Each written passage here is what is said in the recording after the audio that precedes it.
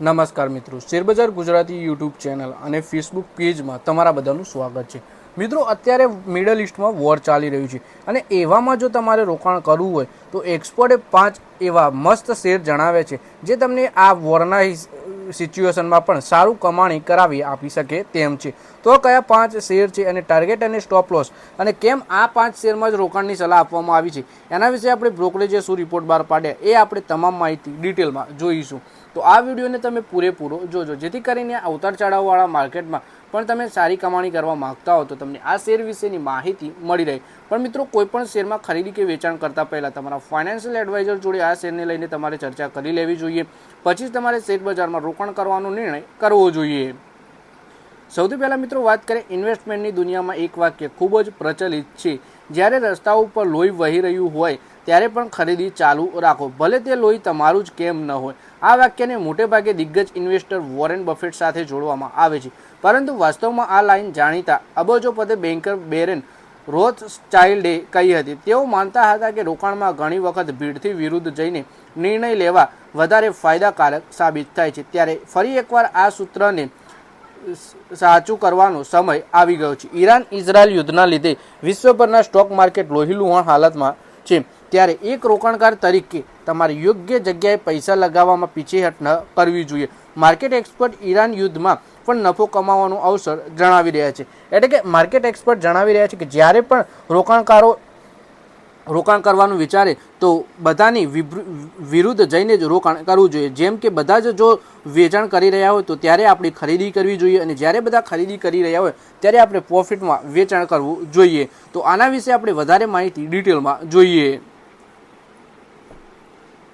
માર્કેટની ભાષામાં આવા વિચારોને કોન્ટ્રેરિયન ઇન્વેસ્ટિંગ કહેવામાં આવે છે। આ સ્ટ્રેટેજીમાં રોકાણકારો તે સમયે શેર ખરીદે છે જ્યારે માર્કેટમાં નેગેટિવ માહોલ હોય અથવા તો શેર પ્રેશર હેઠળ હોય, એટલે કે બધા વેચતા હોય અથવા પછી માર્કેટ પૂરેપૂરું લાલ નિશાનમાં હોય। સ્વતંત્ર માર્કેટ એક્સપર્ટ અમરીશ બાલિગાએ આવા 5 સ્ટોક વિશે જણાવ્યું છે જે વર્તમાન સ્તરે અને વર્તમાન લેવલે આકર્ષક જણાઈ રહ્યા છે। તેમનું માનવું છે કે યુદ્ધ જેવા અનિશ્ચિત માહોલ વચ્ચે પણ આ શેરોમાં નજીકના ભવિષ્યમાં સારો ઉછાળો આવી શકે છે। અહીં આપણે પૈસા લગાવનાર રોકાણકારો થોડા સમયમાં ઠીકઠાક નફો કમાઈ શકે તેમ છે। સૌથી પહેલા શેર વિશે વાત કરીએ તો એ છે માર્કેટ એક્સપર્ટ હિમાદ્રી સ્પેશિયાલિટી કેમિકલ્સ, એક પ્રમુખ ઇન્ટિગ્રેટેડ કાર્બન અને સ્પેશિયાલિટી કેમિકલ નિર્માતા કંપની છે। કંપનીએ કોલ ટાર ડિસ્ટિલેશનથી લઈને કાર્બન બ્લેક, એડવાન્સ પીચ અને સ્પેશિયાલિટી ઓઇલ્સ જેવી વેલ્યુ એડેડ પ્રોડક્ટ્સ સુધી સંપૂર્ણ વેલ્યુ ચેન તૈયાર કરી છે। ગયા થોડા વર્ષોમાં કંપનીએ સાધારણ ઇન્ડસ્ટ્રીયલ પ્રોડક્ટથી દૂર અલગ માર્જિનવાળા ખાસ પ્રોડક્ટ પર ફોકસ કર્યું છે। તેની નિકાસ 30%ની કમાણી દ્વારા થાય છે અને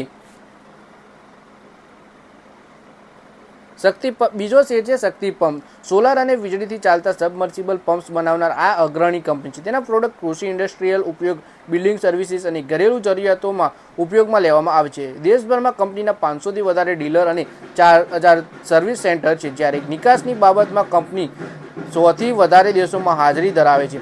સરકારની પીએમ કુસુમ યોજના કંપનીનો આશરે 25% હિસ્સો ધરાવે છે અને તેની પાસે લગભગ 2000 કરોડ રૂપિયાનો મજબૂત ઓર્ડર બુક પણ છે।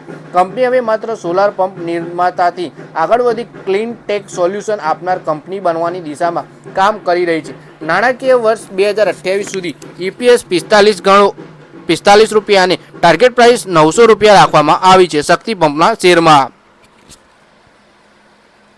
પછી શેર છે સેજિલિટી।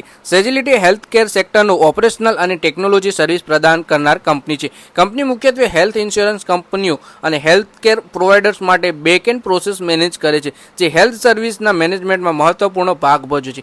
ગયા એક વર્ષમાં કંપનીના ગ્રોથમાં તેજી જોવા મળી છે અને લાંબા સમયમાં તેનો બિઝનેસ આઉટલુક પણ પોઝિટિવ જણાય છે। એવો અંદાજ છે કે નાણાકીય વર્ષ 2028 સુધીમાં કંપનીની આવક 10,000 કરોડ રૂપિયાને પાર જઈ શકે છે। તેનો EPS 3 હોવાનો અંદાજ છે અને ટાર્ગેટ પ્રાઇસ 54 રૂપિયા નક્કી કરવામાં આવ્યો છે।